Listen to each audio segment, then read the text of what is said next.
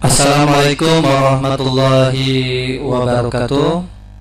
Kembali lagi di channel Pak Iris yang akan membahas materi IPS. Sebelum dibahas, jika berkenan silakan like, subscribe, dan share agar lebih banyak manfaatnya. Terima kasih. Materi yang akan dibahas sekarang adalah perdagangan antar daerah dan perdagangan antar negara. Berikut pembahasannya. Apa itu perdagangan antar daerah atau antar pulau?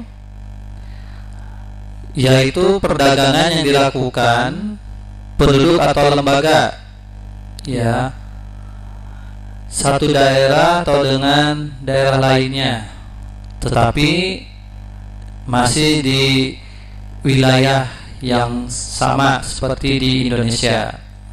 Jawa Timur kerjasama dengan Jawa Barat atau Provinsi Gorontalo. Nah, itu bisa antar daerah. Di sini ada gambar peti kemas antar pulau, ya, di dermaga. Apa tujuan perdagangan antar daerah? Yang pertama, memperoleh keuntungan. Yang kedua, memperluas jangkauan pasar. Jadi kalau ada barang di kota Probolinggo, semisal buah mana lagi, itu bisa dijual ke Jawa Barat, bisa ke mana-mana. Artinya memperluas jangkauan pasar. Apa faktor pendorong perdagangan antar pulau atau antar daerah? Yang pertama, perbedaan faktor produksi yang dimiliki. Seperti tadi, kalau Jawa Timur banyak menanam jagung, termasuk Provinsi Gorontalo juga.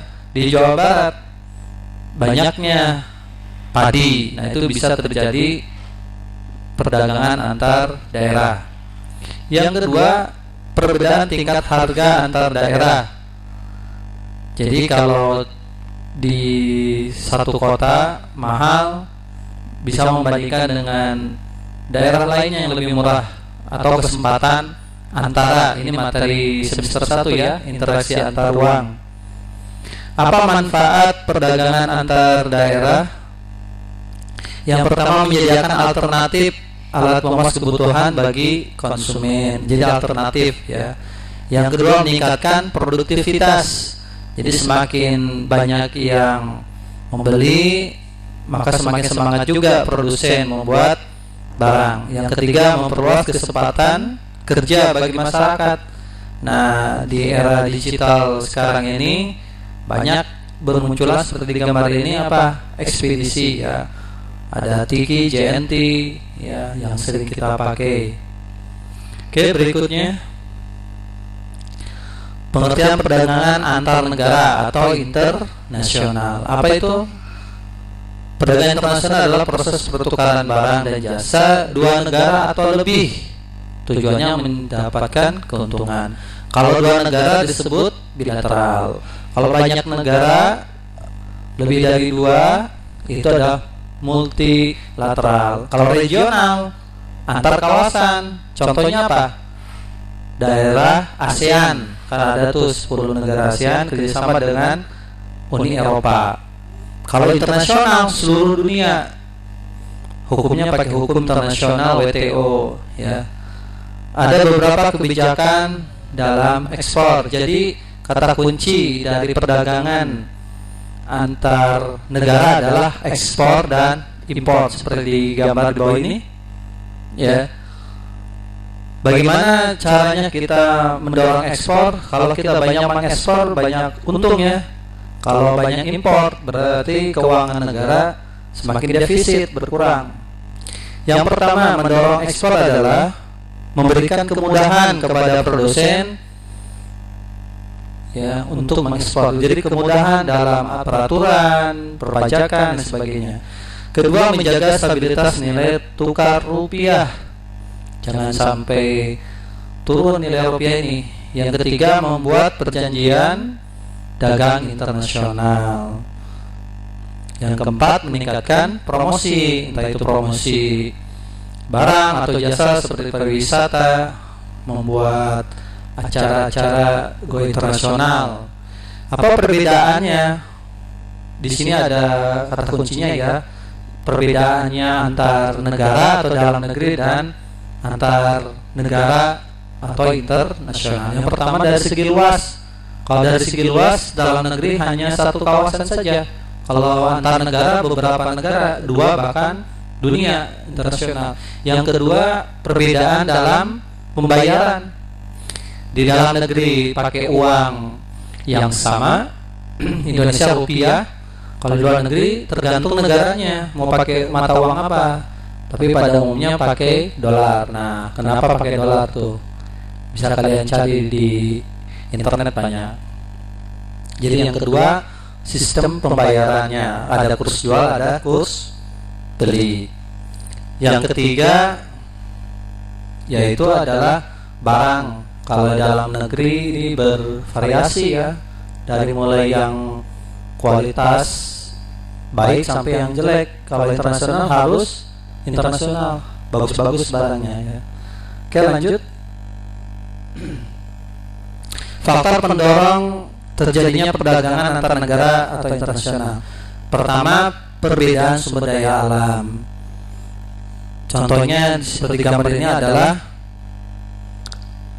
gambar pohon kurma. Ini absolut kebanyakannya di Arab.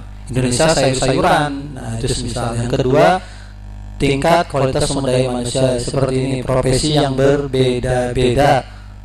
Tingkatkan kualitas kita karena banyak saingan kita. Ketiga, perbedaan iptek. Seperti Indonesia ini belum mampu membuat kapal jet tempur, ini membeli Sukhoi di Rusia. Yang keempat, perbedaan budaya suatu bangsa. Indonesia sudah mengenal warisan dunia yaitu baju batik. Ini dipakai Bill Gates ya. Yang kelima, perbedaan harga barang, selera, dan upah. Manfaat dan hambatan perdagangan internasional. Manfaat perdagangan internasional memenuhi kebutuhan, menciptakan spesialisasi produk. Indonesia ini banyak produk apa nih spesialisasinya. Yang ketiga, mendapatkan barang yang mudah dan murah, mendorong produksi, membuka lapangan kerja, dan ekspor impor. Ini contohnya ekspor impor Indonesia masih didominasi oleh sektor migas 91%. Job yaitu seperti TKI ya.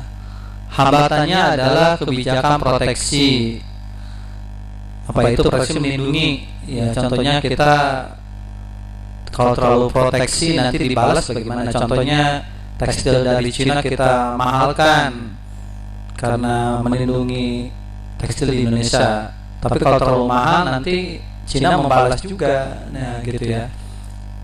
Kebijakan kuota pembatasan ini pun jangan terlalu ketat, terlalu sedikit ya. Yang ketiga, dumping. Apa itu? Di dalam negeri mahal, di luar negeri murah. Ini seperti di Jepang. Supaya apa? Tidak konsumtif ya. Oke, berikutnya. Transaksi perdagangan internasional. Nah, ini kurs jual dan kurs beli. Apa itu kurs jual?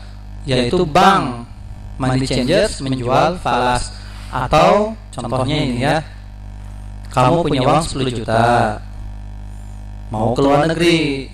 Ke luar negeri kan contohnya ke Amerika harus pakai US dollar. 1 dolarnya kurs jualnya adalah 14.208 rupiah. Maka 10 juta dibagi 14.208 rupiah, hasilnya adalah 703,83 US dollar. Kalau digambar ini rupiah ke falas, itu adalah kurs jual. Kurs beli kebalikannya, bank atau money changer membeli valuta asing dari kamu. Contoh, kamu nih sudah pulang main jalan-jalan, punya sisa uang 400 US dollar ke Indonesia.